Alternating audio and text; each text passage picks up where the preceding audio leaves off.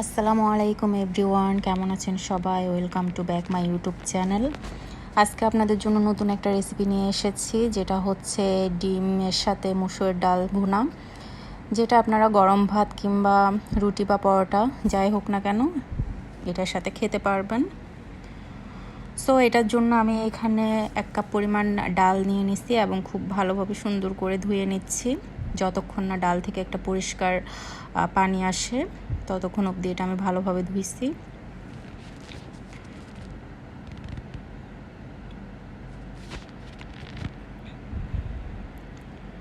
চাইলে আপনারা এটা আগে থেকেও ভিজিয়ে রাখতে পারেন। আমার হাতে যেহেতু সময় ছিল না, সো আমি সাথে সাথে রান্না করে ফেললাম। তো এখানে আমি একটা পেঁয়াজ কুচি দিয়ে দিলাম, টমেটো অ্যাড করে দিয়েছি। আমি এটা আগে হাতে মাখাবো মশলাপাতি দিয়ে। সো এখানে আমি 1 চা চামচের মতো আবার পেঁয়াজ বাটাও ইউজ করলাম, আর খুব সামান্য পরিমাণ আমি এখানে আদা ইউজ করেছি, চাইলে আপনারা স্কিপ করতে পারেন। আর 1 চা চামচের মতো এখানে রসুন বাটা ইউজ করেছি, আর খুব সামান্য পরিমাণ হলুদ গুঁড়া অ্যাড করলাম 1/2 চা চামচের মতো, আর 1/2 চা চামচের মতো মিক্স মশলা অ্যাড করে দিলাম। আর এখানে খুব সামান্য পরিমাণ গরম মশলা অ্যাড করেছি, আর ধনে গুঁড়া অ্যাড করেছি, আর পরিমাণ মতো এখানে লঙ্কা গুঁড়া দিয়ে দিলাম, আর খুব সামান্য পরিমাণ লবণ দিয়েছি। যেহেতু আমার 1 কাপ পরিমাণ, তাই বেশি দিতে যাব না, পরে লাগলে দরকার হইলে আমি দিব। সো এই পর্যায়ে আমি এটা খুব সুন্দর করে হাতে মাখাচ্ছি, যেন ভালোভাবে ডালের গায়ে মশলাপাতি সব অ্যাড হয়ে যায়। এখন আমি এখানে পরিমাণ মতো পানি অ্যাড করে দেব,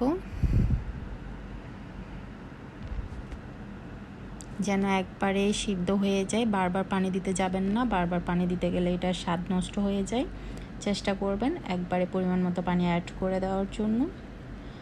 সো আমি এখন এটা চুলায় দিয়ে দিলাম। দেখুন আমার এটা ফুটে উঠেছে 5 থেকে 6 মিনিটের মধ্যে।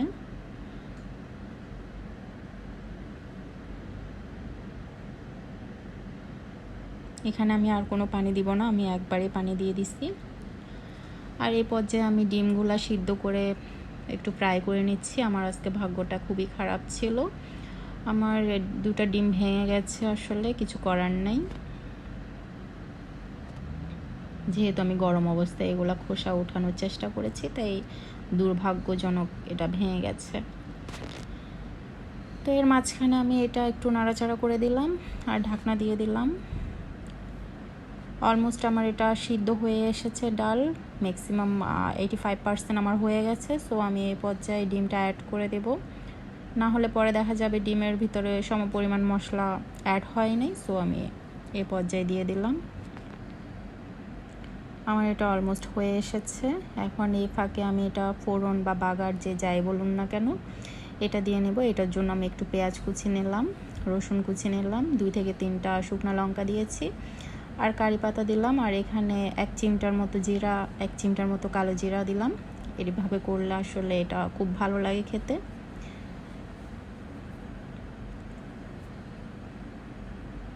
তো আমি এটা খুব সুন্দর করে নাড়াচাড়া করে ব্রাউন করে ভেজে নিচ্ছি।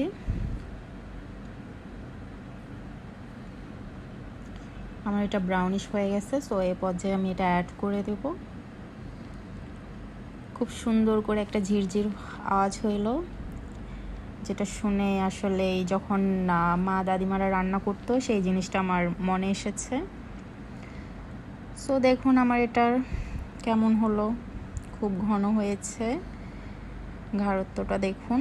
এটা গরম ভাত বা রুটি পরোটা যে যার যেটা পছন্দ ওটার সাথে খেতে পারবেন, খুব ভালো লাগে খেতে এভাবে। তো আমরা গরম ভাতের সাথে খাবো, আমাদের লাঞ্চে ছিল এই আইটেমটা। তো আমি আরও এখানে মিনিট 2-1 ফুটাই নেব, যেন ফ্লেভারটা ফোড়নের ফ্লেভারটা ভালোভাবে মিশে যায় ডাল উইথ ডিমের সাথে। সো এই পর্যন্ত, আল্লাহ হাফেজ।